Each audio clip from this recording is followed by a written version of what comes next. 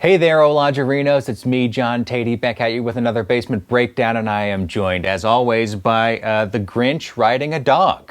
And we are ready to break down Season 4, Episode 5 of Better Call Saul, Quite a Ride. And wasn't it quite a ride? So join me as I have another Basement Breakdown.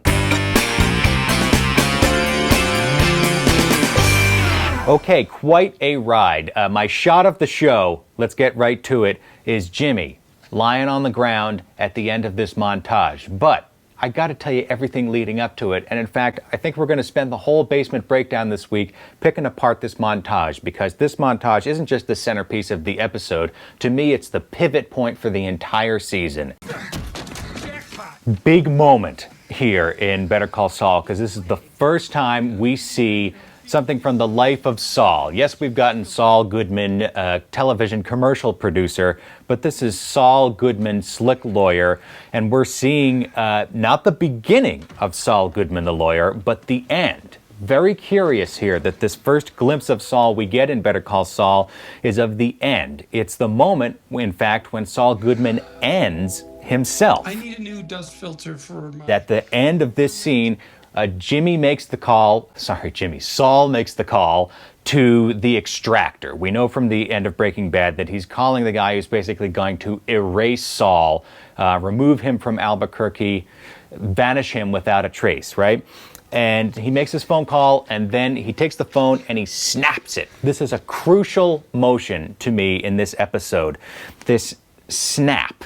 Put it together with Jimmy selling privacy. Jimmy selling this idea, actually, that you can erase this part of your life, erase your identity with just a snap. This is the notion that he's selling to his customers, his clients, but most of all, I think, to himself. I think Jimmy's selling this idea to himself as much as he's selling the customer. He's selling this idea that you can just snap and move on. Because we see that snap at the end of the Saul Goodman cold open, and then we see it again at CC Mobile.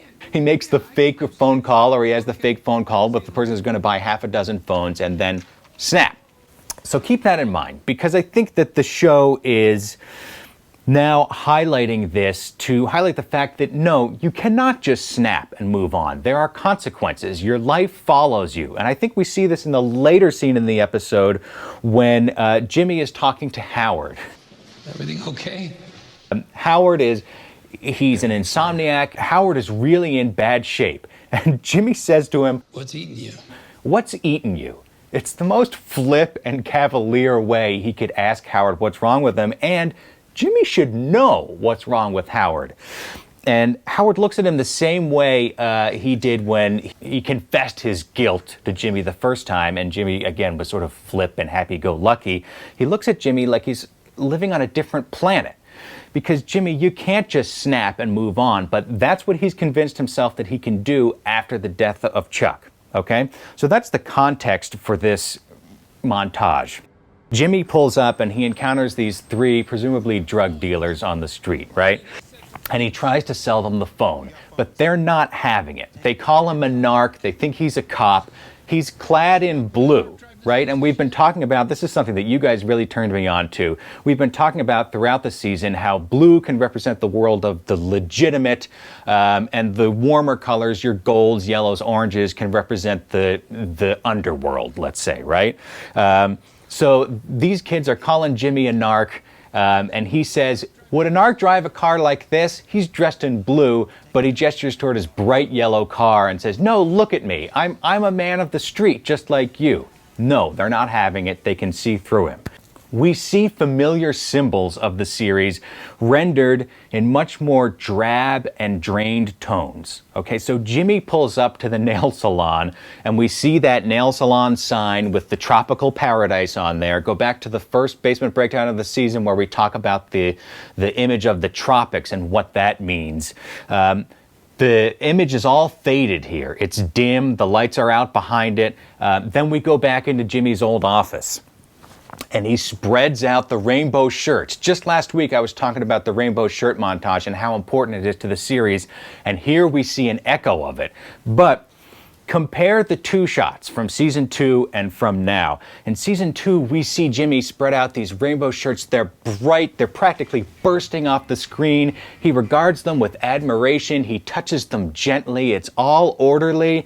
And now compared to what we see on the screen in this episode, the colors are yellow. They're drab. They're washed out. Jimmy's kind of whipping them around. He's got this grimace on his face like he can't find the right thing. It's not working the same way. He's trying to get that feeling back, but the color isn't quite there. Jimmy's rainbow dreams are faded. He's chasing a faded, old, yellow, dingy dream, and the look on his face tells you about how well it's working.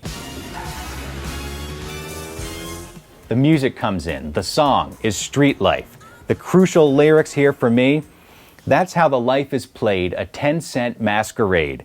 You dress, you walk, you talk, you're who you think you are, okay? So how perfect is that? Jimmy's got the right outfit on now. He's walking the walk, the bouncy walk. He's who he thinks he is, for now at least. We're at the doghouse. Classic Breaking Bad location, Jesse Pinkman's old hangout, right? We know that some skeevy stuff goes down here. And just watch how much up and down motion there is. The tail of the dog seems to be wagging and beat to the music. The car going bouncing up and down, right? A lot of up and down movement here to set the tone of this montage. Jimmy's doing his thing. He's convincing everybody. They're chatting, they're loving him. Yes, yes, yes, more phones, more phones. The first part of this montage culminates in just a beautiful, long tracking shot. Okay, so we have Jimmy walking with his latest client to his car, and the camera follows them, kind of sweeps back around, again with Jimmy as a sort of axis for all of it. He opens up the trunk, vertical motion, that's sort of the defining vertical motion of this whole sequence. We see him open the trunk so many times. He even caps it off with a flourish, pulling the key out. And pulling that key out draws our attention to this void in the middle of the shot, and then we rack focus to those guys in the background, those same guys from before who rejected Jimmy's pitch. We see Jimmy now, he's at the top of his game, he's moving. They're telling a lot of story here without any words and without taking much time, but we get a sense of these little characters along the way, and more importantly, we get a sense of how Jimmy operates and how we can feel that he's in his element, and we feel his excitement with him. We get this rapid sequence of trunk lids opening, right? It punctuates, there's like 5 of them in a row here. And it's a cute way to play with our expectations because he's opening it up, and every time we see someone look at his stock that he's got in the trunk of his car and sort of nod or be, pleasantly surprised, right? Well, but for us, he's opening up, and each time it's a little present for the audience because we get to see the latest oddball Albuquerque character that has followed Jimmy back to his car. So we're both getting little surprises every time he opens that trunk lid, but this motion up, up, up, up, and then in this last slow, we have this slow creeping up shot, and then suddenly all the motion is crossways, right? Suddenly we have the motion of no. People scatter, they run to the edges of the frame, a car pulls across. It's all this contrasting motion to set up the arrival of this gang. These aren't just bad guys coming now, these are the worst of the worst. And we sense that Jimmy should leave because the motion is now wrong. Why doesn't Jimmy leave when the worst of the worst show up?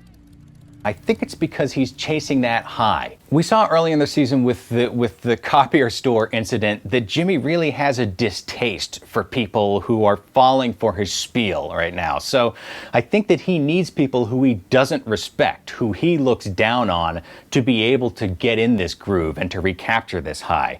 So when he sees, again, the worst of the worst pull up, and we only know the worst of the worst because of the way everybody else reacts, we see him consider it, and he can't resist. Like, he doesn't even look happy or excited. He looks like he's dreading it as he walks out from his car with the phone under his arm, but he's chasing that high. And the ultimate high is going to come from selling to just the dirt of the earth. Guilt-free, and maybe he enjoys the challenge of it, too. I think that the rhythm of the montage sets us up to expect that this is going to be Jimmy's downfall, that he's going to go too far. He can't make his sale to these really grizzled, tough as nail gang members, but he does. How much? And he's on top of the world. But then who comes back to haunt him? 3 kids from the beginning. Penn Jillette of Penn and Teller talks about how magic is a fragile art. And if in a magic act you see through any single part of it, the whole act falls apart, right? Magic needs to be perfect for it to work. And that's what's going on here too. I'm a narc, remember? Everybody at the doghouse sees Jimmy in his tracksuit, sees him bouncing up and down with their beat, he's in their rhythm. He's convinced them that he's one of them, except for these 3 kids. He's not taken down by the lowest of the low. He's taken down by these penny ante corner drug dealers because they've seen him in the blue. They've seen Jimmy operating or looking like he's operating on the legit side of society. They don't buy the tracksuit, they don't buy the shoes or any of it, right? He's still the man to them. So they beat the tar out of him because nothing he can say will convince them. And then we come to this shot. Now, I didn't notice this. I was actually watching the show last night with a buddy of mine, and he said, "Oh, that looks like Walter White's death."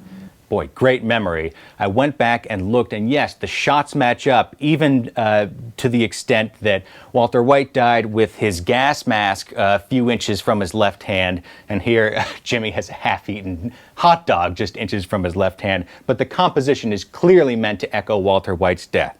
So think about this. We saw that moment with Saul Goodman to open this episode. We saw Jimmy echoing the death of Walter White at the end of this central sequence.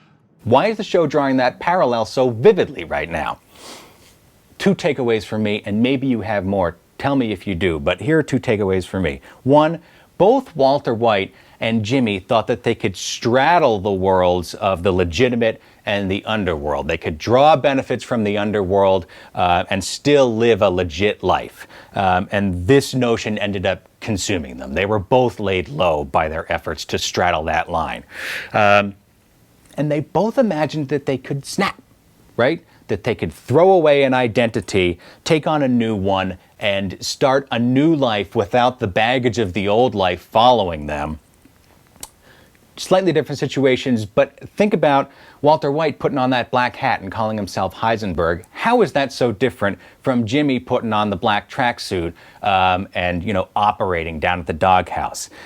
They're both trying to pull off this snap, and they both find that it's harder than they think because what has been seen of you before follows you. Jimmy in the blue trying to sell those 3 2-bit dealers the phones, it follows him into his new life as the guy in the tracksuit, right? You can't just snap and throw away the old identity. I gotta go. And that's the key message of this whole montage. So let's keep those 2 ideas at the forefront of our minds as we watch these last 5 episodes of the season, because I really feel like the show is getting us in a mindset, telling us that those are going to be the key themes going forward. Tell me in the comments what you saw. Let's analyze this together. And boy, I am excited for the back half of this season. This was a great episode, an all-timer in my opinion. That's the Basement Breakdown for this week. Keep those comments coming in the YouTube page. You can hit me up on Twitter anytime. And let's get excited for the end of the season. Okay, so long for now.